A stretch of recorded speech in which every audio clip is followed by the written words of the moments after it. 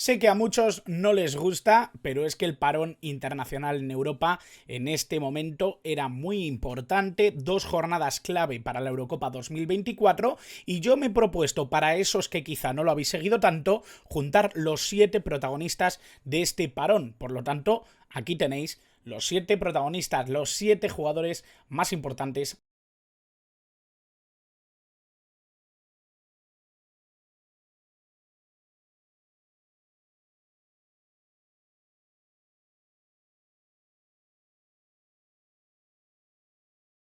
Hola a todos y bienvenidos a un nuevo vídeo del canal, bienvenidos a un vídeo en el que quiero ponéroslo muy fácil. Quiero hacerlo fácil para que no tengáis ningún problema en seguir a las selecciones más importantes del panorama europeo sin tener que ver todos los partidos, todas esas jornadas de clasificatoria para la Eurocopa de 2024. Ya sabéis que empieza precisamente esa clasificatoria, sabemos que ya empieza un momento bastante engorroso en cuanto a que mucha gente no le gustan tanto estos parones de selecciones, no disfrutan tanto del fútbol internacional y en ese sentido, pues yo me he propuesto haceros las cosas muy fáciles, hacer un fast food de los protagonistas de este parón de selecciones, intentar aglutinar 7 nombres que me parecen fundamentales y que sobre todo han hecho cosas en este parón que me parecen relevantes y daroslas bien masticaditas, bien como para ingerir en cualquier momento y en un vídeo bien resumidito. Así que no me digáis que no os lo pongo fácil, no me digáis que no pienso en vosotros, porque aquí están los 7 protagonistas de este periodo de selecciones, de este parón internacional. Así que vamos a empezar, y vamos a empezar con un nombre que a mí me parece ultra relevante. Un nombre que además se ha salido totalmente. Es cierto que ya venía anticipando desde hace algún tiempo que esto iba a pasar, no es algo que nos pille demasiado de nuevas. Sabemos que cuando un jugador está cerca de un momento, cerca de una cifra, estamos mucho más pendientes de lo que hace, pero con Harry Kane lo cierto es que en este parón internacional se ha dado un suceso histórico importantísimo, y es que ha superado la cifra de goles que tenía en su haber Wayne Rooney de 53 tantos. Hoy por hoy Harry Kane es el jugador con más goles marcados en la selección inglesa, con la selección de los Three Lions. En este sentido, bueno, ¿qué decir de Harry Kane, no? Jugador clave en los 2 partidos que ha disputado, un gol en cada partido de los que ha jugado Inglaterra, penalti contra Italia, gol contra Ucrania, un futbolista que siempre es un jugador clave, un jugador a seguir dentro de la Inglaterra que nos está llamando la atención en estos últimos años de Southgate. Es verdad que con muchas sombras, con muy pocas luces, pero sí que es cierto que gran parte de la mejoría de esta Inglaterra de estos últimos años depende mucho de Harry Kane, de su acierto de cara a puerta, pero también de su contribución como futbolista. Yo muchas veces lo digo, creo que Harry Kane es de esos raros especímenes que son 9 con un 10 metido dentro, con un 10 en la cabeza, con un jugador que tiene esa visión de juego y esa capacidad para asociarse y para dirigir muchas veces la jugada ofensiva, incluso siendo el delantero centro, siendo el ariete, ¿no? En este sentido yo creo que Harry Kane es un jugador que merece todos nuestros respetos, un futbolista que lo está haciendo francamente bien en Inglaterra, que está siendo histórico toda su contribución, incluso en torneos internacionales, creo que está teniendo un peso específico más que relevante, y por supuesto le queda el poder conseguir algún título, algo que refuerce esa postura como uno de los grandes jugadores ingleses que es en su club, ¿no? En el Tottenham Hotspur. Es cierto que yo creo que se le ha pasado un poco el tren para poder ir a otro equipo, por lo tanto, en el equipo de su vida, en el equipo en el que prácticamente ha estado todos los años de su carrera deportiva, salvo alguna cesión por ahí, el Tottenham Hotspur tiene difícil darle títulos. Se acaba de ir además Antonio Conte, fulminado después de esas declaraciones un poco explosivas. Y bueno, veremos qué pasa con Harry Kane, veremos qué sucede en el devenir de los próximos tiempos, en los próximos meses del Tottenham Hotspur, a ver cómo termina esta temporada, a ver cómo viene el verano que viene, pero me parece que Harry Kane va a seguir ahí, va a seguir siendo el líder de ese proyecto, llegue quien llegue al banquillo, y bueno, creo que es un jugador histórico, ya lo ha hecho, 54 goles ya en la selección, máximo goleador de la selección inglesa, y por supuesto creo que uno de los jugadores más relevantes de Inglaterra en los últimos tiempos. Y seguimos con un jugador que a mí me tiene ganado el corazón. Yo creo que quienes me conocéis de Twitter, quienes habéis seguido un poquito mi trabajo, sabéis que siempre he valorado muchísimo a João Palhinha. Es un futbolista que a mí me parece brutal, ya lo demostró en el Sporting Club de Portugal. Creo que estamos hablando de un jugador que acerca a sus equipos a la competición, acerca a sus equipos a la capacidad de competir, de ser equipos relevantes. Lo está haciendo en el Fulham y lo está haciendo también en Portugal, que es a lo que vamos, a lo que nos ocupa. Es verdad que 2 victorias relativamente sencillas en Liechtenstein y en Luxemburgo. Creo que Portugal no tenía 2 rivales tan imponentes como otras selecciones. No creo que el reto fuera mayúsculo.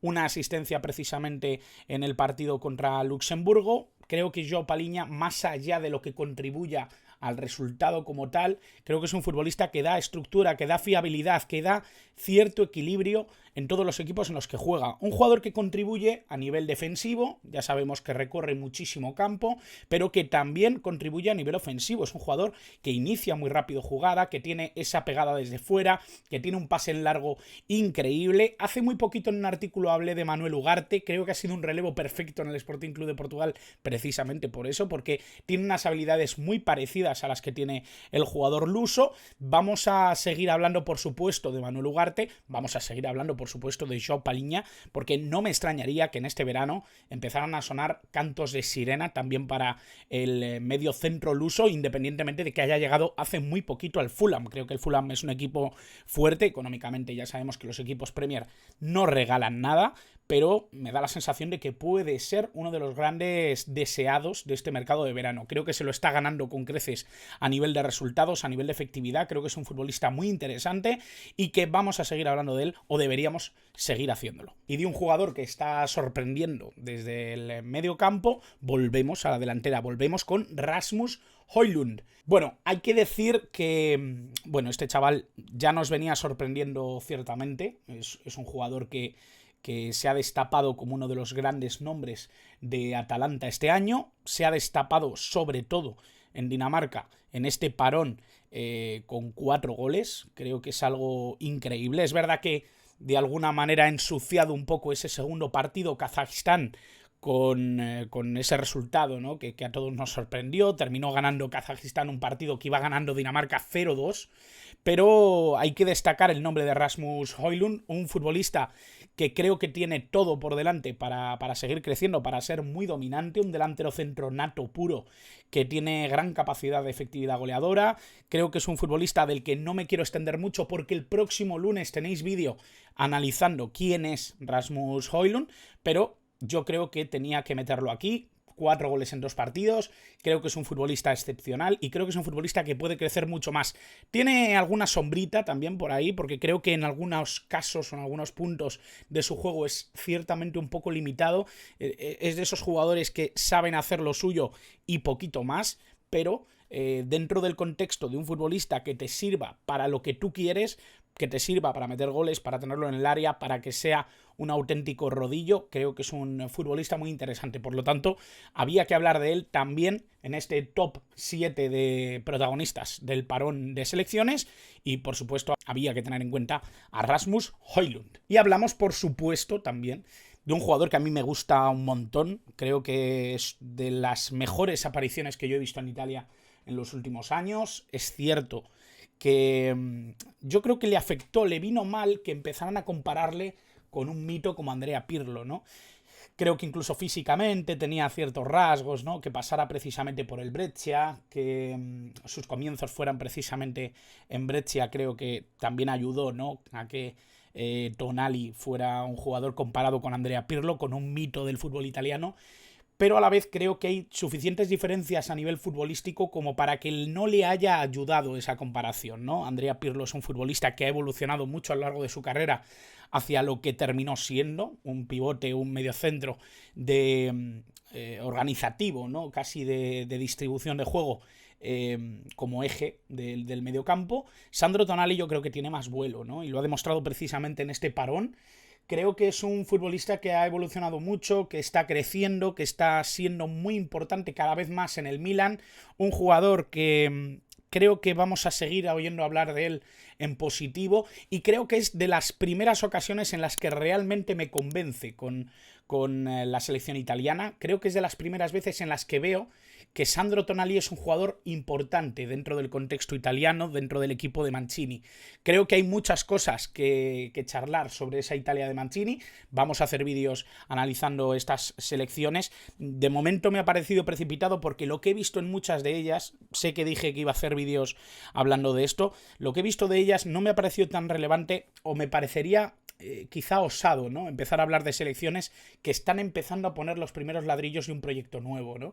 Yo creo que incluso van a cambiar muchas caras en el próximo parón, porque hay cosas que quizá no vayan a seguir por el mismo camino, jugadores que se asienten dentro de su posición, despedidas probablemente de jugadores que no hayan dado la talla en este último parón. Me da la sensación de que eso le puede pasar a Italia y le puede pasar a otras muchas selecciones. En este sentido, creo que Sandro Tonali ha sido un eje fundamental dentro del rendimiento de Italia.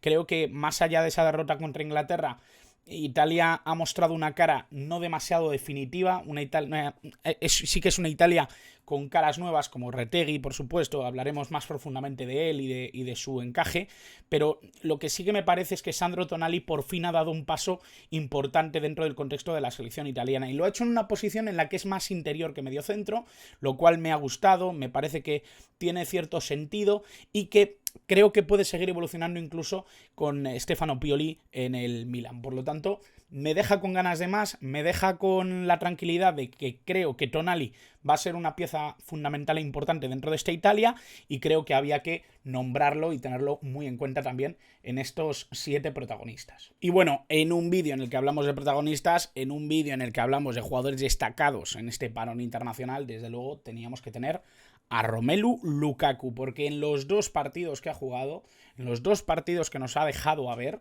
uno contra Alemania y otro contra Suecia, el belga ha marcado 4 goles. Es una salvajada, realmente. O sea, creo que lo que ha hecho Lukaku es volver a poner su nombre dentro de las quinielas de jugadores mejor valorados o de esos grandes futbolistas de los que se espera mucho dentro de los combinados nacionales. Es cierto que Bélgica ha pegado, bueno, un cambio, ¿no? Yo creo que sí que es un cambio importante. Domenico Tedesco va a tener que configurar una plantilla con piezas nuevas, va a tener que cambiar un poquito la dirección de campo. Yo creo que Roberto Martínez quizá tenía ciertas bases instauradas que Tedesco no sé si va a respetar, pero lo que está claro es que Romelu Lukaku se ha puesto las pilas para hacer ver que el 9 de esta selección tiene que ser él, que el jugador determinante en el área puede ser él y que por supuesto a base de goles y de estadísticas lo está demostrando. 3 goles contra Suecia, un hat-trick importantísimo, yo creo que también incluso para su confianza, ¿no? Porque es verdad que no ha estado desastroso en los últimos partidos, pero no ha contribuido con goles en los últimos duelos del Inter. Creo que el último lo ha hecho contra Spezia y de penalti. Me da la sensación de que no está encontrándose tan cómodo en el equipo italiano, y con Bélgica parece que ha recuperado un poco esa confianza, parece que ha recuperado un poco esa sabiduría en el área, esa capacidad para ser eficaz, esa tendencia a ser relevante, y yo creo que eso ya no solo para Tedesco, ya no solo para Bélgica, sino para el propio jugador, creo que es algo fundamental y había que tenerlo en cuenta sin duda dentro de este ranking de jugadores o protagonistas dentro de la jornada internacional. Y bueno, que me alegro mucho por Romelu Lukaku. Es verdad que es un futbolista que ha cogido un devenir nada positivo en los últimos tiempos, pero que veremos qué hace en los próximos meses, si mejora con el Inter, si Bélgica le da también un empujón. Veremos qué pasa en su futuro, porque en verano yo creo que también se va a resolver su situación contractual entre Chelsea, entre Inter, entre si entra un nuevo actor para solicitar los servicios de Lukaku.